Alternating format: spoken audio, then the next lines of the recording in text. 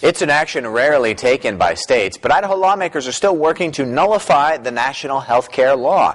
Good evening. Thanks for watching tonight. I'm Todd Blackington. Idaho lawmakers and Governor Butch Otter have been throwing around the word nullification, leaving some to wonder what it really means and also how it will affect the state of Idaho when it comes to health care reform by the Obama administration. Our political reporter Aaron Coons joins us from our Idaho Falls newsroom with more. So, Aaron, nullification practically unheard of until this year. What's that all about? Well, Todd, like you said, yeah, it's a word we haven't heard much here in the state of Idaho, let alone the rest of the country. But Idaho leaders are now calling that term up as they say the Obama administration has overstepped its power when it comes to that health care law. We all know that raising... Democrats blasted an effort by House Republicans Monday saying House Bill 59 wastes taxpayer time and money. House Bill 59, that was taken up by the State House Affairs Committee, would do what Governor Otter calls nullify the Obama administration's health care law. But what does nullify in legal terms mean? Attorney Randy Neal. Well, it's a fairly obscure theory that really hasn't seen a lot in our legal history, a lot of use.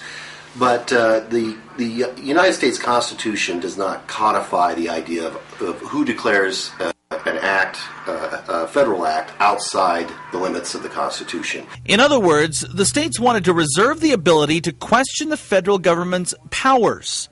By 1803, the Supreme Court said, we are the ones, in Marbury versus Madison, we're the ones who declare acts of the federal government constitutional or unconstitutional. And that has pretty much prevailed throughout our history. But the few times nullification was enacted by the states, it was either resolved or challenged by the Supreme Court, thus rarely pursued by a state against the federal government. Nullification itself is basically the states say, hey, we're part of a contract with the federal government. We delegate some of our powers to them. If they go beyond that, we have the right as a party in that contract, the Constitution, to say, no, that's not going to apply.